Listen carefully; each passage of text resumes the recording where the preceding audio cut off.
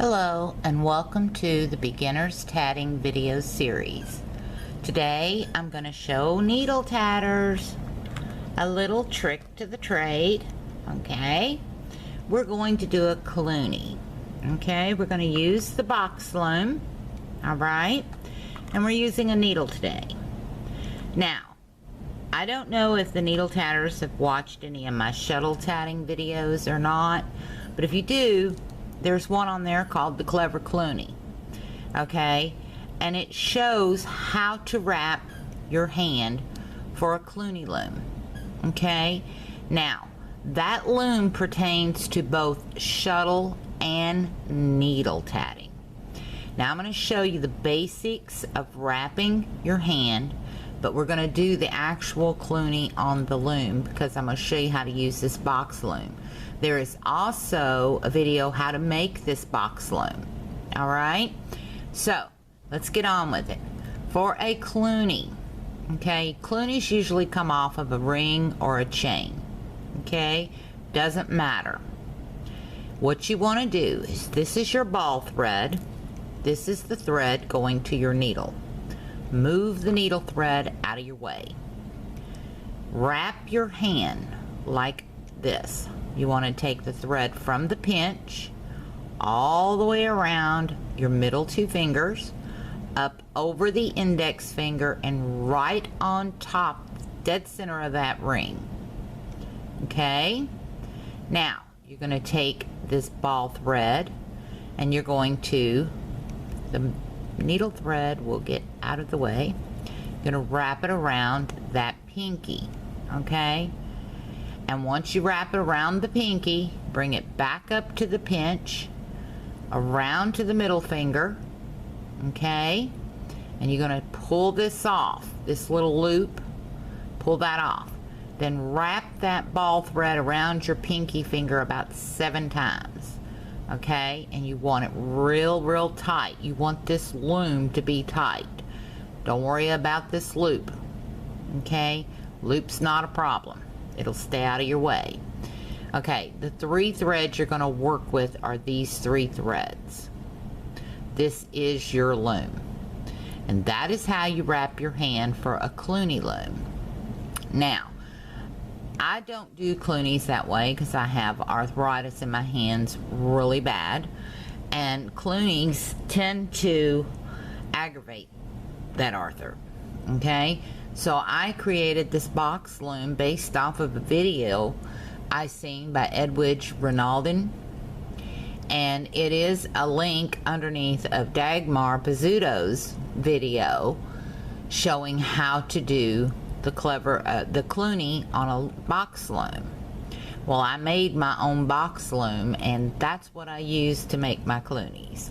So now I'm going to show you needle tatters how to use the box loom to make a Cluny. They're really simple for needle tatters. Again, we want to keep the needle thread to the back, out of our way. This is our ball thread. Our ball thread will thread across to that first set of beads, over to the last set of beads, down on top of our index finger, and right on top of that ring.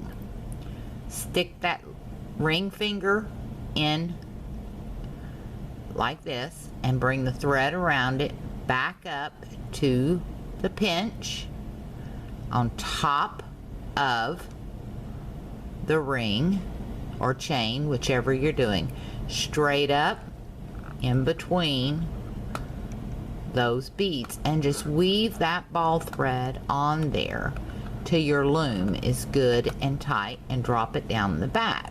Okay, that's all there is. Now, to get started, we get our needle. See our needle? We have a tail, I'm guesstimating about 8 inches, maybe 12. Okay, and what you want to do is start under this first thread, over the second thread, and under the last thread, and you're going to sew. Okay, I'm sorry my hand gets in the way, Try to make it better. Okay, and you're going to pull that till that loop disappears. All the way down. Snug it up. Use your needle for your little pick, crochet hook, whatever. Snug it up down there. Okay, now coming back, you're going to go over, under, and over. Okay? Pull that thread through till that loop disappears. Alright, going back.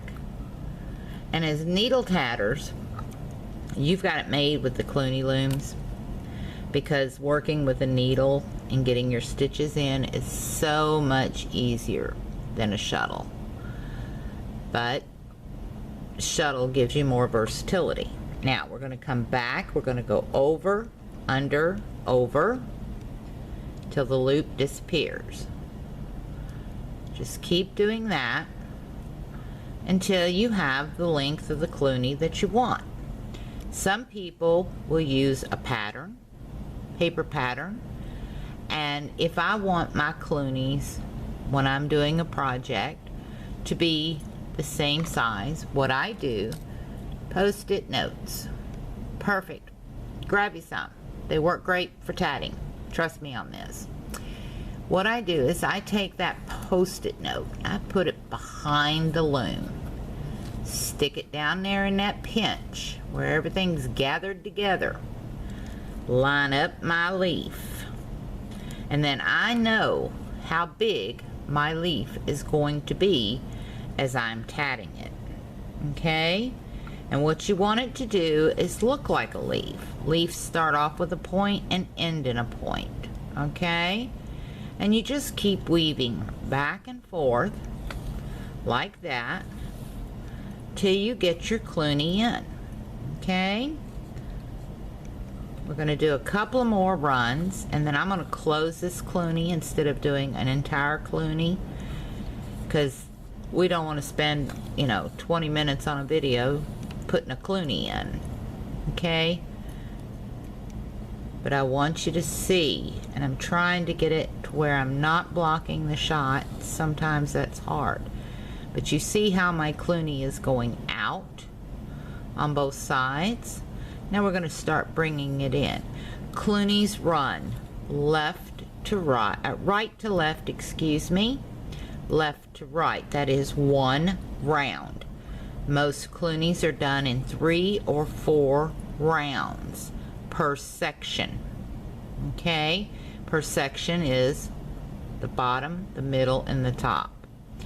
And as you're doing it, you'll be real close, you'll go out like a leaf and back in. Okay? So, let's start closing this leaf up and getting it ready to pull everything tight and together. Now, as you work your Cluny, you want to keep your finger on the topmost stitches so you can keep everything in place like you want it. Okay? I'm going to pull this paper out of my way so it makes it a little faster. Okay? We're going to pull this thing in as we go. Now, I haven't counted how many rounds I've made, okay? Because this is not something I'm going to be keeping for future reference. But it's something for you guys. So I don't mind wasting the thread. It's teaching you all how to make, Clunies the easy way. Easy peasy. And with this box loom, you can keep your tension so much better than with a hand loom. Okay, now we've pulled everything in. The Clunies come back in. You see my little Cluny leaf? Okay, and we've come out at the same point where we started. Okay, that's what we want. Now what you're going to do is remove this loop off of this side. Underneath your hand, you've still got that looped around your finger. You want to pull the side of the thread that starts closing that up to that stack of beads.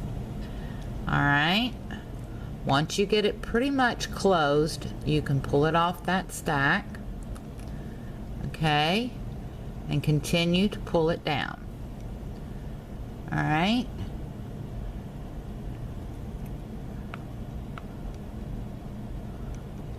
We get the right side of that so that it'll close that leaf up.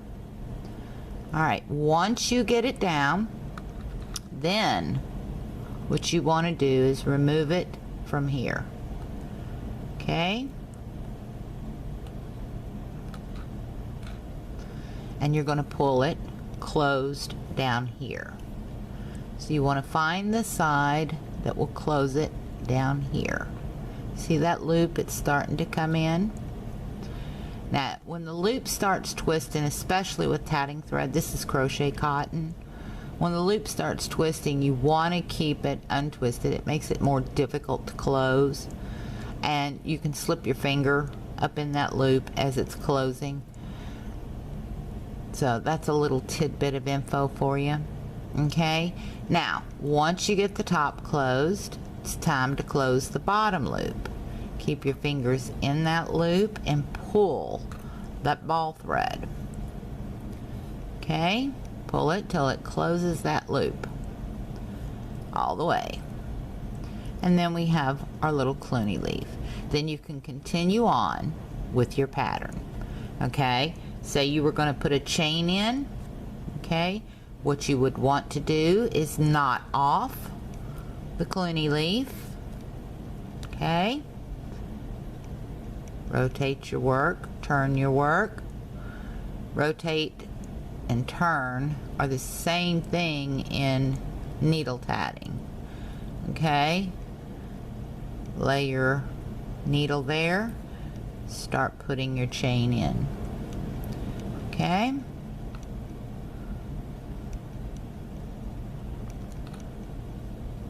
We're just going to do 6 stitches here. That's 4, 5, 6. Okay, now we're at that point. We're going to close off that chain and move on to the next element. Pull our thread through, tighten up our chain, and there we go. Got to put our knot in because we're needle tatting. We always make a knot after each element. Okay, and that's to hold our work in place. Once your knot's in, your chain's done, get everything fidgeted around, and you're ready to move on to your next element. Okay, so that's how you do it, needle tatters. Okay, get your Clunies in, practice them, but make sure you have a ring at the base to start with. Clunies are always attached to something at this end. Okay, if you have a hanging Cluny, you wouldn't have this chain coming off. I haven't done a video on hanging Clunies yet. It may be a while before I can do one on hanging Clunies, as I'm working on the project for Georgia. So as soon as Georgia's project, big project, is done and completed, I'll get back to videos for this group. And one of the first videos, as requested by Leona, is how to bling our shuttles. So even as a needle tatter, you may want to try shuttle tatting, and especially if you get to bling it and make it your own. But I'm going to show a technique that I discovered by freak occurrence on how to get a little bit of grip on them shuttles so they don't go flying so bad. So I'm going to show you all that when I get to that video. So until next time, I hope you all have a wonderful day. Happy tatting, and thank you for watching.